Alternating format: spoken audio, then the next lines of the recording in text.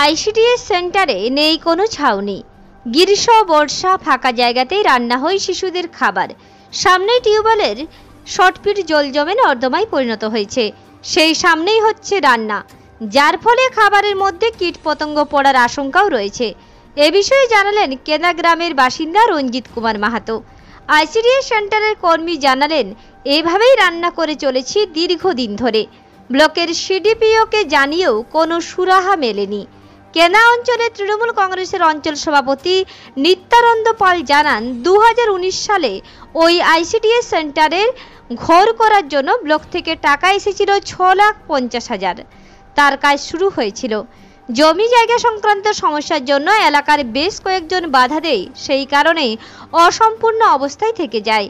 পুনরায় ভিডিওর সঙ্গে আলোচনা করে দেখব যদি ওই আইসিডিএস সেন্টার বিষয়ে কিছু করা যায়।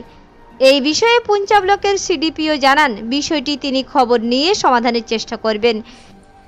দেখুন, এখানে আমাদের মাহাতো পাড়ার এই যে সেন্টারটি দীর্ঘদিন ধরে অসুবিধার মধ্যে ওনারা রান্না বান্না করছে, কিন্তু মানে যে পরিস্থিতি, তাতে ছেলের যা পরিস্থিতি বা এখানে যা ময়লা আবর্জনা, এই আবর্জনার মধ্যেও ওনারা যে স্বাস্থ্যের মানে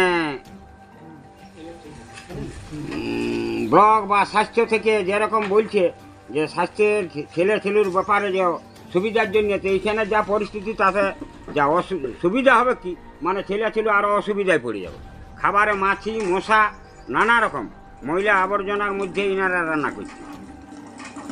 আপনারা এই বিষয়ে দিদিমণিকে সচেতন করার বিষয়ে বলেছিলেন? সচেতন করার ব্যাপার বলেছিল, তো ওনাদের বলছে আমাদের কোনো ব্যাপার না। আপনারাকে বলেছিল যে কোনো প্রাইমারি জায়গায়, প্রাইমারি স্কুলের জায়গায় এই সংসদের মধ্যে, তো আমাদের এই সংসদে প্রাইমারি স্কুল আছে প্রায় 3 কিলোমিটার দূরে।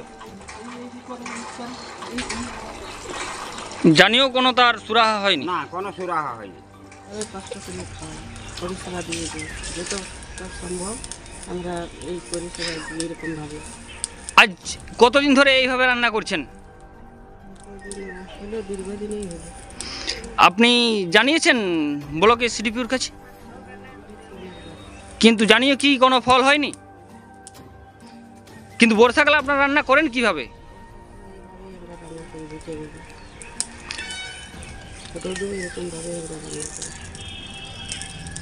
কি নাম আপনার? আপনি এই আইসিডিএস সেন্টারের দিদিমণি? আমি এই বিষয়টা হচ্ছে যে 2019 সালে ওইটা আমি 6.5 লাখ টাকা থেকে ব্লক থেকে স্যাংশন করে আনছিলাম, 6.5 লাখ টাকা, এবং কাজটা শুরুও করেছিলাম। কাজটা শুরু করার পরে বিজেপি বা সিপিএম ওরা আছে একটু জমিটার বিতর্কিত ছিল জমিটা, সেটা আছে ওরা ওইখানে বাধা দিল।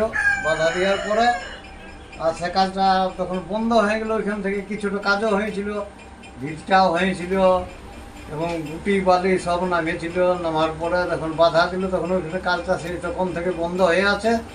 এবং ওইখানে আইসিডিএস সেন্টারটা যেখানে চলতেছিল ওইখানে ওইভাবে চলছে এখনও, কিন্তু নর্দমাটা যেটা ওখানে তো জায়গা নাই।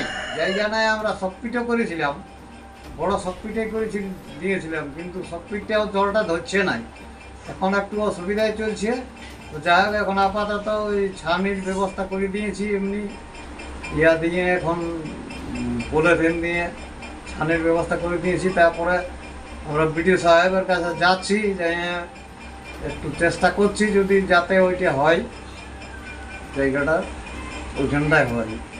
যাই হোক, ওইখানে যে দিদিমণিকে বলবো আমি যে ব্লিচিং পাউডার দিয়ে ওখানটা একটু যেমন ভালোভাবে পরিষ্কার পরিচ্ছন্ন রাখে, সেই জন্য আমি ব্যবস্থা করব। আপনার নাম?